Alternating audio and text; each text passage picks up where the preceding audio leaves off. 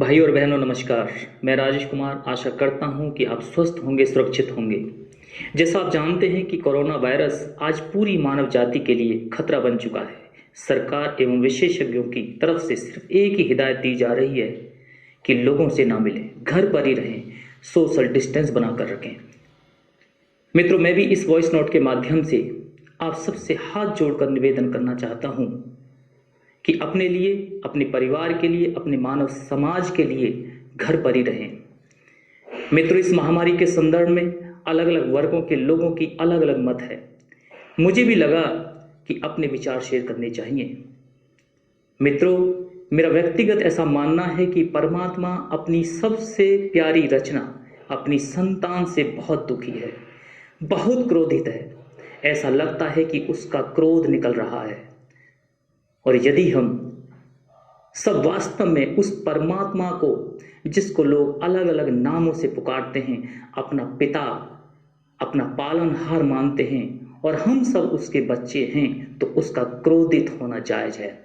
क्योंकि कोई भी पिता नहीं चाहेगा कि उसके बच्चे आपस में नफरत करें, आत्मघात करें, एक दूसरे पर अत्याचार करें, एक दूसरे का कत्लेआम करें। देखो ना, कभी हम जंगली जानवरों से डरा करते थे, लेकिन अब सबसे बड़ा डर, सबसे बड़ा खतरा मनुष्य को मनुष्य से ही है। परमात्मा ने वनस्पति, जीव जंतु, पक्षी, प्राणियों को बनाया और सबको खाना, पानी, हवा, ऊर्जा बिना भेदभाव के पर्याप्त मात्रा में सबके लिए दी, और सबके लिए अलग अलग नियम भी बनाए। लेकिन मनुष्य परमात्मा के बनाए उन सभी नियमों को तोड़ रहा है जो उसे पसंद नहीं।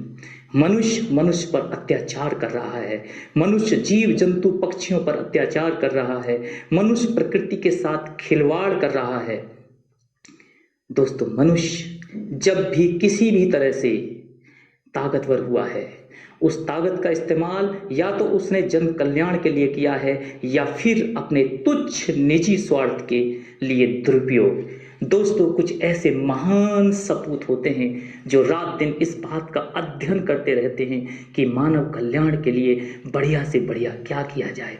लेकिन कुछ ऐसे भी महान कपूत होते हैं जो सिर्फ और सिर्फ इस बात का अध्ययन करते रहते हैं कि इस भोले भाले लोगों को कैसे चीट किया जाए, कैसे गुमराह किया जाए, कैसे बर्बाद किया जाए। परमात्मा कैसे न क्रोधित हो।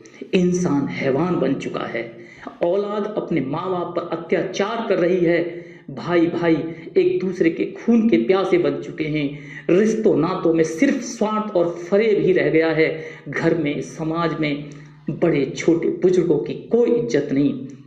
ऐसे लोग हर क्षेत्र में पैर पसार चुके हैं और मौका मिलते ही घिनौने काम करने से नहीं चूकते। नकली दवाई, नकली अस्पताल, नकली डॉक्टर, नकली वकील, नकली नेता, नकली बाबा, नकली पंडित, नकली मौला, नकली प्रेमी, नकली भाई, नकली दोस्त, नकली चाचा, नकली मामा। आप सब जानते हैं, मनुष्य खाने की चीजों में जहर मिला रहा है।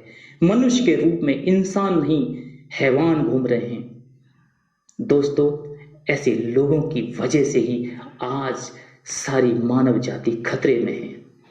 इस संकट की घड़ी में कुछ देवता स्वरूप लोग जरूरतमंदों को और गरीब लोगों को फ्री में खाना, वस्तुएं बांट रहे हैं, और वहीं दूसरी तरफ कुछ लोग जरूरत की चीजों को भी ब्लैक में बेच रहे हैं। क्या हो गया है इंसानियत को? मेरे भाई और बहनों, परमात्मा अब हमको यही समझाना चाहता है कि इंसान बन जाओ, इंसान बन जाओ। हटा दो इस लेवल को कि मैं हिंदू, मुसलमान, सिख, ईसाई, बौद्ध, जैनी, वकील, डॉक्टर, कलेक्टर, विधायक या मंत्री हूं या कुछ भी हूं। रहोगे आप वही जो आप हैं, पर इससे आपकी इज्जत और मान सम्मान और भी बढ़ जाएगा। भाइयों, आपको परमात्मा ने किसी भी तरह से समृद्ध बनाया है, ताकतवर बनाया है, तो इस ताकत को जन कल्याण में लगाना चाहिए। खाली हाथ आए थे, खाली हाथ ही जाना है। आज हमारे पास पर्याप्त समय और मौका भी है अपने आप को जानने का, पश्चाताप करने का, परमात्मा के साथ साथ उन सभी से माफी मांगने का और उन्हें मनाने का जिनका कभी जिंदगी में जाने अनजाने में दिल दुखाया है।